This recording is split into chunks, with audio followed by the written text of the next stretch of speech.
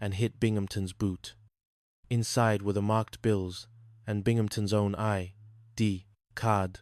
The Admiral, disgusted by Binghamton's frame-up and strangely impressed by the alligator, dismissed the case. Chapter 6. The Noumea Heartbreak. The climax of the saga took the crew to the French colonial port of Noumea to pick up the base payroll, $62,000 in cash. It was the perfect opportunity for the thieves. Binghamton claimed they were, but the heist came from the outside. A mysterious woman with a birthmark in the shape of a heart on her ankle lured Parker into a trap. She was beautiful. "Skip," Parker moaned, waking up in a gutter with the money gone. "But I think she stole the Navy's paycheck." The search through Noumea was a desperate race against time. The crew moved through smoky bistros and crowded marketplaces, checking the ankles of every dancer and waitress. They were pursued by Binghamton, who had flown in to personally witness their failure.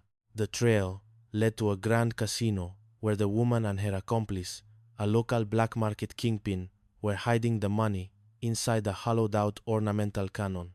As a surprise Japanese air raid hit the city, the chaos reached its peak.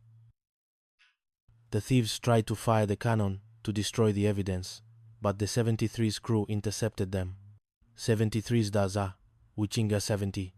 Simses, "Fire the cannon, Parker," Mikhail shouted over the roar of falling bombs. "But Skip, it's an antique. Just do it." The cannon roared, but instead of a ball, a literal blizzard of money erupted into the sky. $62,000 in small bills rained down over Noumea like green snow. The crew scrambled through the mud and fire, catching the falling currency, while Binghamton could only watch in silent, vibrating rage. Epilogue. The Driftwood Memory. The Sultan eventually moved his family to Australia, the war finally turning in favor of the Allies. On the last night, before they sailed, Virgil and Siri stood on the darkened pier. The air was cool, the smell of rain distant. "I cannot go to Ohio, Virgil," Siri said, her eyes glistening. "And you cannot come to Marami. We are from different worlds, and this war is the only bridge between them." Virgil reached into his pocket and pulled out a small, hand-carved piece of driftwood. It was a crude but loving miniature of the PT-73. "So you don't forget the sailor who fed you peanut butter," he said softly. Siri kissed him a kiss that tasted of salt and longing. "I will never forget the island of Taratupa, or the man who taught me that happiness is not a crown, but a moment." As the transport ship disappeared into the horizon, Mikhail stood on the deck of the 73, lighting a cigar. Parker stood beside him, looking a bit more like an officer, even if his hat was on backward. Binghamton was back in his office, no doubt writing a report that would explain why he was currently missing $5 from the recovered payroll. "You know, Skip," Parker said, looking at the stars, "we're lucky to be alive." "Luck's got nothing to do with it, Chuck," Mikhail replied, a plume of smoke rising into the night. "We've got each other, and in this crazy ocean, that's as close to a miracle as we're gonna get." The PT-73 turned back toward the mangroves, a small, defiant shadow on a silver sea, ready for whatever the next tide would bring. Novelization end. Tides of Taratupa, a tale of love and pirates. Prologue. The Emerald of the Solomon Sea. The South Pacific sun was a merciless furnace, a golden disk that beat down upon the turquoise waters of the Solomon Sea until the horizon shimmered with the haze of 1,000 dreams. On the island of Taratupa, the air was thick, not just with the oppressive humidity of the tropics, but with the scent of salt water, diesel fumes, and the desperate, hidden yearning of men who had been away from home for far too long. Taratupa was a jewel of an island, draped in emerald jungles that spilled down to ivory beaches. But for the men of the United States Navy, it was a gilded cage. Amidst the coconut palms and the constant threat of nip submarines, life was a strange mixture of boredom, terror, and an odd, makeshift kind of joy. At the heart of this world was the PT-73, a boat that carried more than just torpedoes. It carried the spirit of a crew who refused to let the war strip them of their humanity. And leading them was Commander Quentin Mikhail, a man whose heart was as vast as the ocean he patrolled, even if his methods were unorthodox. This is not just a story of a war.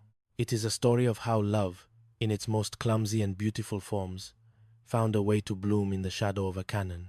Chapter 1. The Captain's Malady and the Garter Belt Crisis. Captain Wallace B. Binghamton sat at his desk, his face a vibrant shade of magenta that matched the tropical sunset.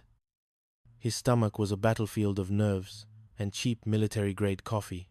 Wow, wow, wow, wow, he muttered, clutching his midsection as if trying to hold his sanity together.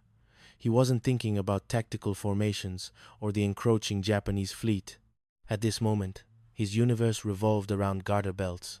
"You are the supply officer here," he barked at the trembling Lieutenant Carpenter, who stood at attention with a look of perpetual confusion.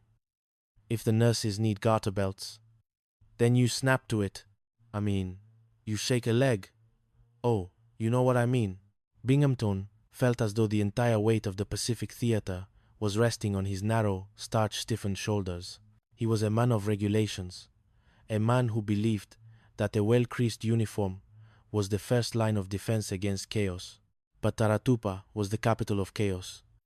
The sinks in the Petty Officers Club were backing up, the heat was melting, the morale, and then came the news that sent his blood pressure into the stratosphere.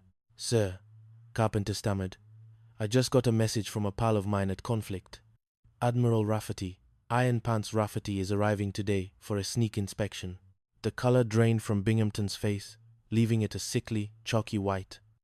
Iron Pants Rafferty was the terror of the Navy. He didn't just inspect bases.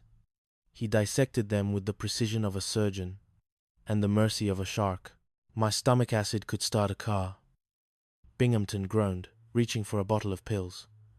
He looked out the window at the PT 73 docked in the bay. A plan, dark and desperate, began to form. If he was sick, truly, desperately, medically unfit, he could appoint an acting base commander. Let someone else face the wrath of Iron Pants. And who better to sacrifice than his greatest headache, Quentin McHale?